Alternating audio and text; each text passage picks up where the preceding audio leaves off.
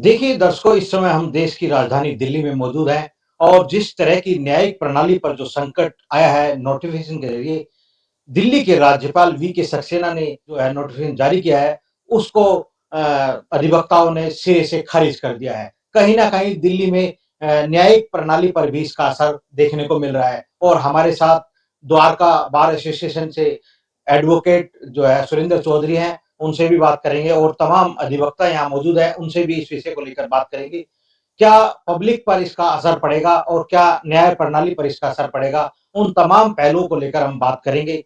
चलिए बात करते हैं अधिवक्ता सुरेंद्र चौधरी से।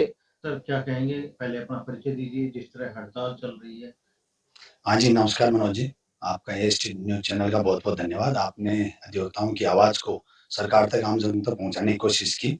सबसे पहले मैं बताना चाहूँगा, मैं सुरेंद्र चौधरी एडवोकेट दिल्ली 2012 से रेगुलर प्रैक्टिस में हूँ और क्रिमिनल प्रैक्टिस करता हूँ मैं। और डिफेंस लॉयर और क्रिमिनल्स जितने भी हैं, जो भी मेरे क्लाइंट्स हैं, उन सब की आवाज़ मेरे थ्रू मैं चाह रहा हूँ कि सरकार तक पहुँचे। और क्योंकि रेगुलर प्रैक्टिस में किस तरह की समस्याएँ आती हैं, तो हम रेगुलर प्रैक्टिस वाला एडवोकेट इस चीज़ को आसानी से बता सकता है। जैसा कि एलजी साहब ने हाल ही में अ, 13 अगस्त 2025 को एक नोटिफ़िकेशन निकाला और उस एलजी साहब के नोटिफ़िकेशन में ये था कि फर्दर जितने भी एविडेंस हैं पुलिस ऑफिसर्स की, वो चाहे फॉर्मल विटनेस हों या मटेरियल विटनेस हों, वो सब वीसी के थ्रू थाने में बैठ के सारी एविडेंस रिकॉर्ड होंगी। तो ये न्याय संगत नहीं है, क्रिमिनल जस्टिस के टोटली अगेंस्ट है। और इसमें कानून मंत्री को और अपने जो चीफ जस्टिस साहब हैं, उनको इंटरफेयर करना चाहिए। और जैसे कुत्तों के उस पे सुमोटो लेके सरकार ने सुप्रीम कोर्ट ने 2 दिन बाद ही अपना डिसीजन चेंज किया। अगर हिंदुस्तान में कुत्तों पे सुमोटो लेके सुप्रीम कोर्ट अगर कोई ऑर्डर पास करता है, तो सुप्रीम कोर्ट को एडवोकेट्स पे भी एडवोकेट्स इस नोटिफिकेशन पे भी सुमोटो लेके, क्योंकि आम जनता से जुड़ा हुआ विषय है और इसमें इसमें सुप्रीम कोर्ट को सुमोटो लेना चाहिए, ताकि पूरा वकील समुदाय आहत है, परेशान है। और दिल्ली एनसीआर, हाल ही में दिल्ली एनसीआर में ये नोटिफिकेशन जारी हुआ, धीरे धीरे पूरे हिंदुस्तान में होगा और हिंदुस्तान के 25 लाख एडवोकेट्स इफेक्ट होंगे और उनके साथ 150 करोड़ की हिंदुस्तान की आबादी है, उस पे लार्ज स्केल पे इम्पैक्ट जाएगा। तो ऑनरेबल कानून मंत्री साहब से हाथ जोड़ के गुजारिश है कि हमारी कोऑर्डिनेशन कमेटी के आह्वान पर हाल ही में जो स्ट्राइक चल रही है, उससे कोऑर्डिनेशन कमेटी से जल्दी बात कर इस कानून को जल्द से जल्द, इस नोटिफिकेशन को विड्रॉ करें। अगर हिंदुस्तान का किसान अगर 1 साल तक, अनपढ़ किसान अगर 1 साल तक लड़कर अपनी लड़ाई जीत सकता है, तो हम पढ़े लिखे हैं, हमें कोई फ़र्क नहीं पड़ रहा। हम भी 1 साल तक क्या 2 साल तक हम अपनी लड़ाई जारी रखेंगे, जब तक हम जीत नहीं जाते। दूसरी बात, एडवोकेट एडवोकेट एसोसिएशन के साथ जजों की भी एसोसिएशन बनी हुई है। तो ऑनरेबल जजेस से भी मैं, एसोसिएशन से भी रिक्वेस्ट करना चाहूँगा कि वो भी अपना ऑब्जेक्शन दें कि जज साहब इसको प्रैक्टिकली कैसे इसको एग्जीक्यूट कर पाएँगे। तो ये प्रैक्टिकली पॉसिबल नहीं है और सड़क से लेके संसद तक ये लड़ाई जारी रहेगी। इसके अलावा हम कोऑर्डिनेशन कमेटी से ये भी आह्वान करते हैं, बीसीडी और बीसीआई के साथ मिलकर आप इसमें पीआईएल फाइल करें, ताकि एडवोकेट्स एडवोकेट्स अपनी अपनी आवाज़ को कोर्ट तक, अगर कोर्ट सुमोटो नहीं ले रही, तो रिटर्न में पीआईएल फाइल करके सुप्रीम कोर्ट, हाई कोर्ट तक अपनी बात पहुँचाएँ, ताकि सुप्रीम कोर्ट के संज्ञान में ये बात आए और जल्द से जल्द हिंदुस्तान के 25 लाख अधिवक्ताओं के साथ, हाल ही में दिल्ली एनसीआर के 2 लाख अधिवक्ता इससे सफ़र कर रहे हैं, तो इन सबको राहत देने का काम करें। Thank you. जय हिंद, जय एएसटी, वेलकम। सर, जिस तरह जनता की बात की गई, जनता भी तो कहीं न कहीं न्याय की अब जो हड़ताल है, इसी के दौरान सफ़र कर रही है। देखिए कि अभी स्ट्राइक की वजह से district court, JJ boards, SCM court, जितने भी लोअर कोर्ट्स हैं, वो हमारी सब स्ट्राइक में हैं। तो ऑब्वियस सी बात है, सारे ट्रायल और एविडेंस रिकॉर्ड होना सब डिस्ट्रिक्ट कोर्ट्स में होते हैं सारे काम। तो आप ये देखिए, ऊपर ऊपर अपीलांट कोर्ट है, वहाँ appeal, revision, PIL, appellant court है, तो वहाँ अलग तरह की प्रैक्टिस है, डिस्ट्रिक्ट कोर्ट में अलग तरह की प्रैक्टिस है। तो प्रैक्टिकल सारा वर्क, सारी एविडेंस, सारा ट्रायल डिस्ट्रिक्ट कोर्ट में होता है। तो ये डायरेक्ट इम्पैक्ट डिस्ट्रिक्ट कोर्ट के एडवोकेट पे, डिस्ट्रिक्ट कोर्ट के एंटायर इंफ्रास्ट्रक्चर पे है, जिसमें जजेज के लिए भी आने वाले समय में बहुत बड़ी दिक्कत होगी कि जज साहब, और जज साहब के सामने जब एक पुलिस वाला 3 आंसर चेंज कर देता है, तो ये वीसी के थ्रू फेयर नहीं हो पाएगा। इसलिए बहुत सारी इसमें खामियां हैं। तो स्टेक ऑर्डर के बिना परमिशन के ये नोटिफिकेशन जारी किया है, तो इसको विड्रॉ करें। इससे करप्शन करप्शन के साथ आप ये देखिए कि जो पुलिस ने लिख दिया वही सही है। फिर तो सरकार का तीसरा अंग है जुडिशरी। मुझे लगता है कि जुडिशरी पे इतना बड़ा करोड़ों का अगर सरकार का इंफ्रास्ट्रक्चर इन्वेस्टमेंट हो रहा है, तो आप इसको तेज से सिस्टम को, जुडिशरी को कोलैप्स कर दो, बंद कर दो अदालतें। जरूरत क्या है हिंदुस्तान को? पुलिस ने लिखा, डायरेक्ट तिहाड़ में छोड़ दिया। तो ये तो तुगलकी फरमान है। इस तरह के तुगलकी फरमान का हम विरोध करते हैं और निकट भविष्य में भी हम इस तरह के कानूनों का पुरजोर विरोध करेंगे।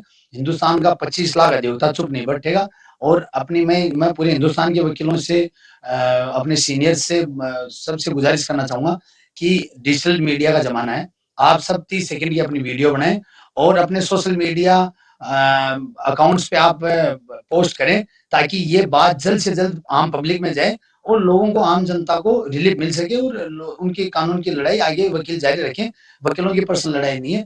और मीडिया का भी, मैं मीडिया से भी रिक्वेस्ट करना चाहूंगा कि इस बात को जल्द से जल्द पब्लिक तक पहुंचाएं, ताकि आम जन को राहत मिल सके और वो फेयर ट्रायल उनका हो सके। जी, बहुत बहुत धन्यवाद। न्यूज, आपके न्यूज चैनल का बहुत बहुत धन्यवाद। Thank you Manoj ji, welcome.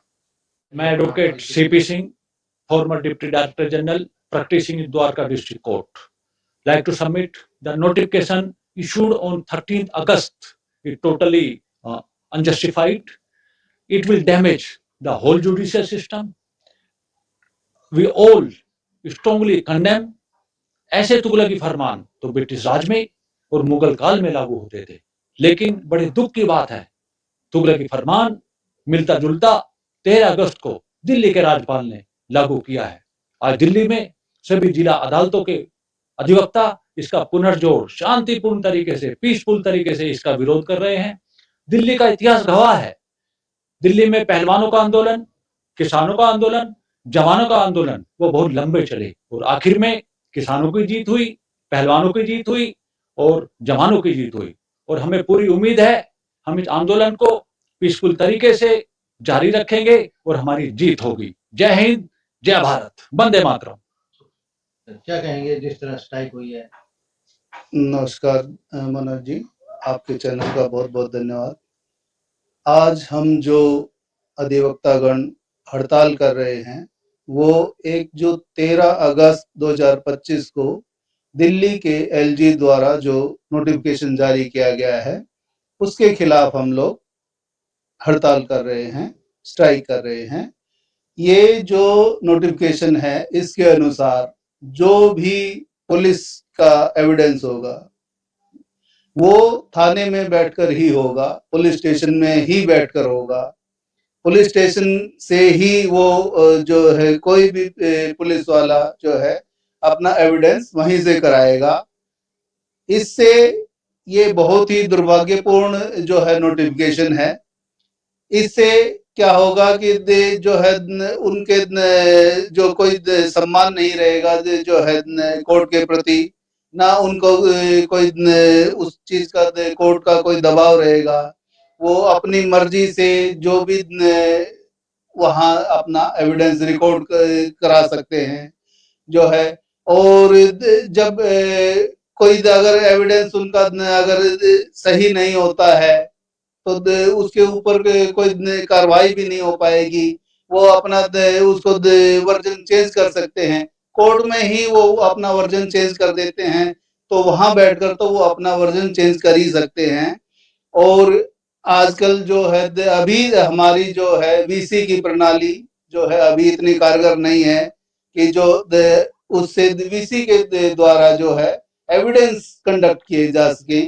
इसलिए एविडेंस के लिए तो कम से कम जो है आपको पुलिस वालों को जो है कोर्ट में बुलाया ही जाना चाहिए, और तभी जो है एविडेंस जो है न्यायपूर्ण तरीके से हो सकेंगे।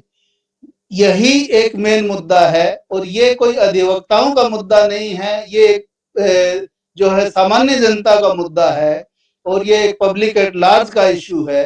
ये किसी अधिवक्ता को इसमें कोई परेशानी नहीं है।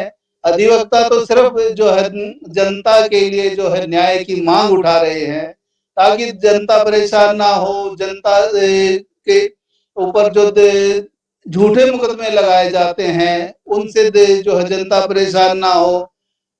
अगर कोई पुलिस वाला जब आता है कोर्ट में तो उसको जो है गवाही है वो न्यायपूर्ण गवाही मानी जाती है। जो कोर्ट में बैठ के जो थाने में बैठकर जो कार्रवाई उसके द्वारा की जाती है वो कभी भी जो है कोर्ट में एडमिसिबल नहीं होती। फिर ये जो एविडेंस वो जो थाने में बैठकर पुलिस स्टेशन में बैठ के कराएंगे तो वो जो है एडमिसिबल कैसे हो सकती है। इसके लिए जो है ये तो बल्कि जो है न्यायालय द्वारा सो मोटो जो है कॉग्निजेंस लेने वाला विषय है।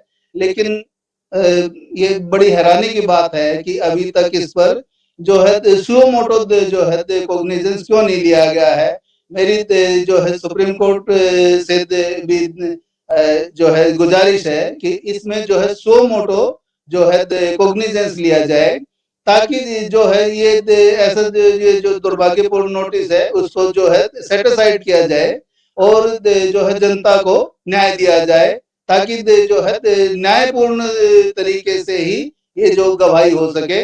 इसलिए हमारी आशा है कि जो है पब्लिक एट लार्ज के जो है संदर्भ में और जो जनता के जो है इशू के संबंध में ये नोटिफिकेशन जल्द से जल्द वापस लिया जाएगा। अगर ये नहीं लिया जाता है तो जनता की जो है आवाज उठाने के लिए जो है अधिवक्तागण और ज्यादा जोर शोर से ये स्ट्राइक करेंगे और ये स्ट्राइक दिन ब दिन फिर बढ़ती जाएगी। मैं